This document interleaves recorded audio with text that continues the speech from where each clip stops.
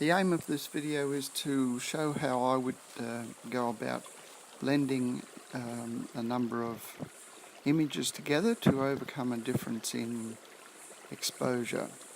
Here we have an image of two waterfalls, one smallish waterfall and one a little bit larger. Neither of them are very large, but they're both nice little waterfalls. So I've taken them with a 14mm lens, which has worked out really well. Good depth of field and it's nice and sharp. Exposure is at f11, and the first image I took was at 160th of a second. The second one was 80th of a second. This one here now is at 40th of a second. They're all at 100 ISO. Now the next one is at a 20th of a second, and the one after that is at 1/8 of a second. So you see this one, the larger waterfall of the two, is out in bright sunlight and is very much overexposed. And the last image, which is showing the small waterfall, quite well exposed, is at a 1/5 of a second. I now download these into, or upload them into Camera Raw, or you could use Lightroom. They're very similar. And I make a few adjustments, the white and the black, and camera adjustments, and then I'll do some sharpening, increase the size of the image up to 100%, and do a little bit of sharpening and a little bit of luminance there just to get rid of some noise, but there wasn't much noise really in this image and then we go and synchronize them so that all those little alterations were created in one and then copied onto the other 5 images. Now we're just downloading these images into Photoshop. Now we've got the photos loading into Photoshop. We're going to arrange them all so that they're all in the same file in layers. So here we have one, the bottom layer is the 173 image. We click on the second one, drag it up to the 173 and bring it back down again.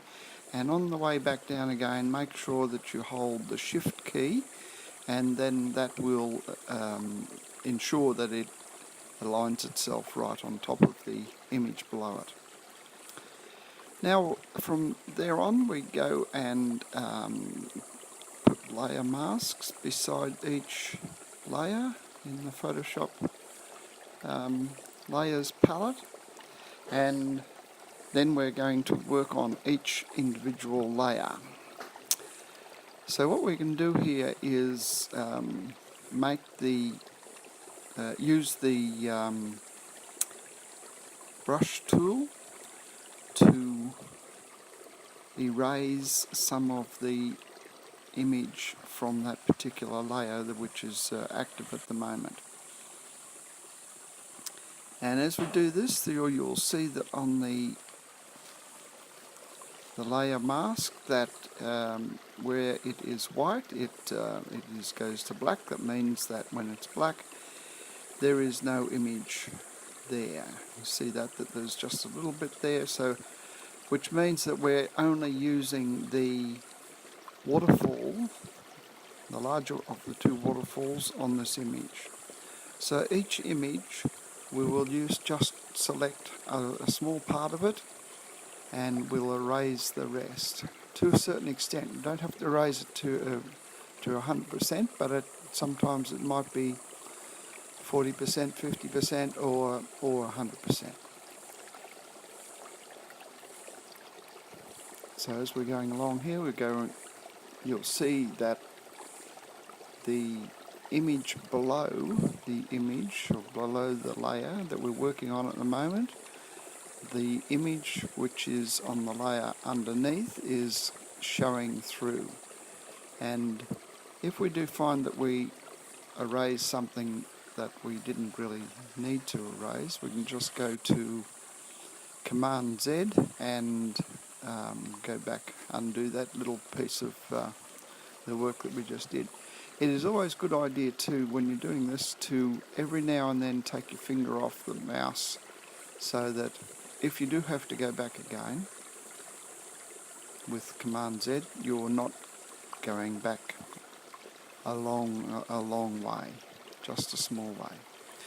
To make the brush smaller or larger, which I've just done there, you hold down the Option and Control keys on the Mac and just move the cursor to the left or to the right to make the brush smaller or larger, and then up and down to increase or decrease the hardness of the brush.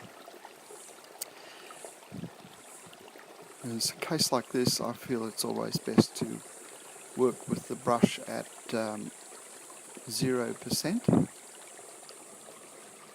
Working with the brush at 0% means that there will be no sharp edges to the areas that you are erasing, and so it's almost undetectable where the edges are, where the areas have been erased.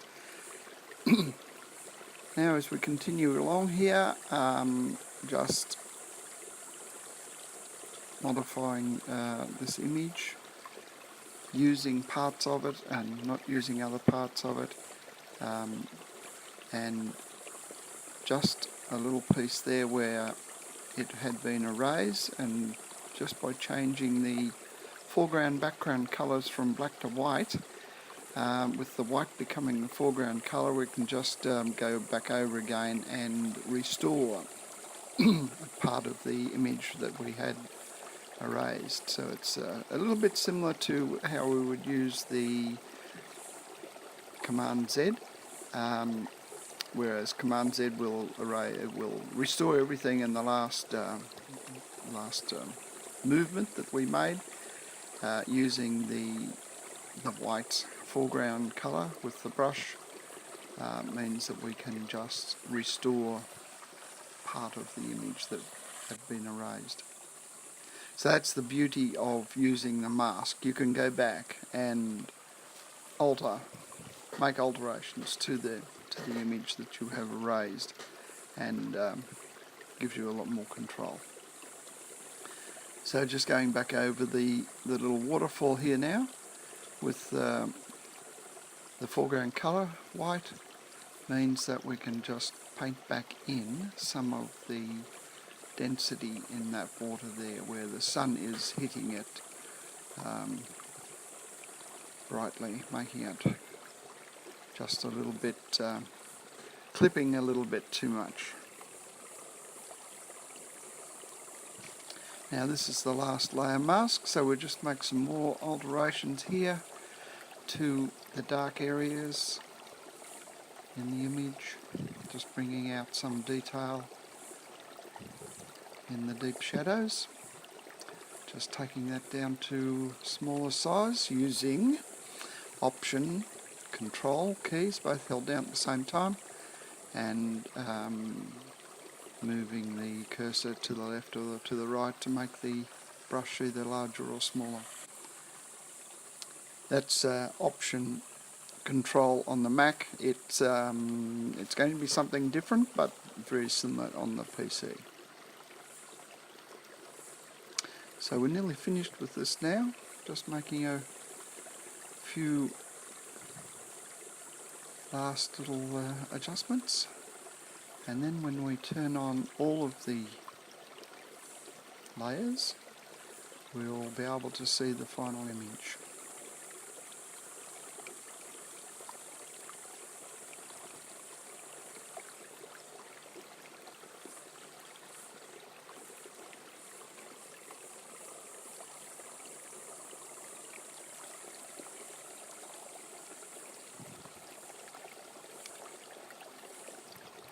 This is an instant where the opacity of the brush has been altered just a little bit.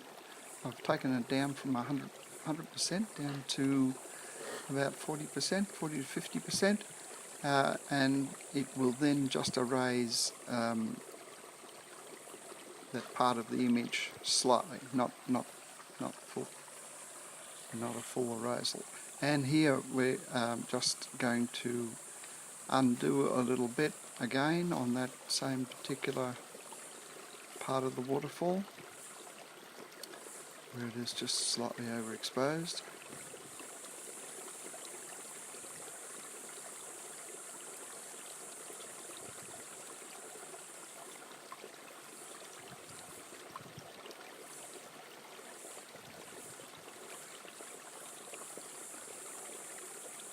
So that is pretty much the final image.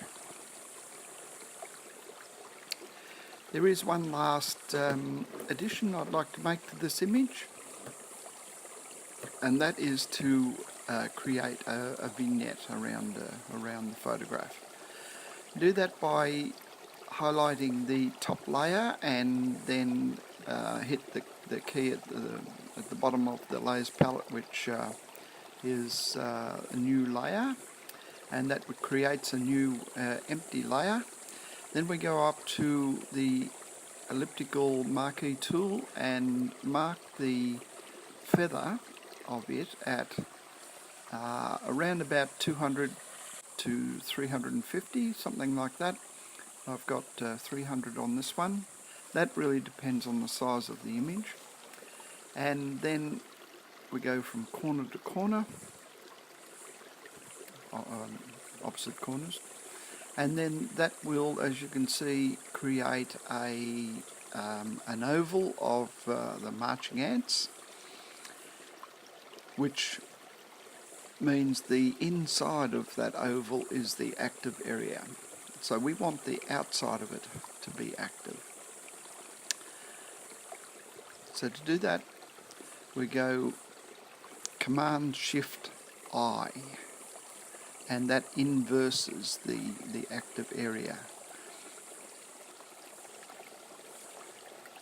With that area inversed now, we take the paint bucket with the black being the foreground colour and drop the paint into that area there. We then go to Command-D to get rid of the marching ants and go back to the move tool up the top there. Now we need to just reduce the opacity of that layer. If we turn it off, we can see that there is no vignette there, but now if we turn it back on again and we just reduce the opacity, we can get it down to 0% or up to 100%, but somewhere around about the 50% mark is looking pretty good. You don't want the vignette to be noticeable at all. It should not really be a feature of the image. It's just there so the viewer is something in the back of the head that says or encourages the viewer to look into the inside of the photograph. Just one last little thing is to erase part of the vignette there, which is covering a little bit of one of the main subjects of the image. So there we are, all done, and now we can show you the final image. I hope you have learnt a little from this. Please like and subscribe. Check out my channel in the coming weeks. We'll have some more activity there, and then there's my website as well. Thank you.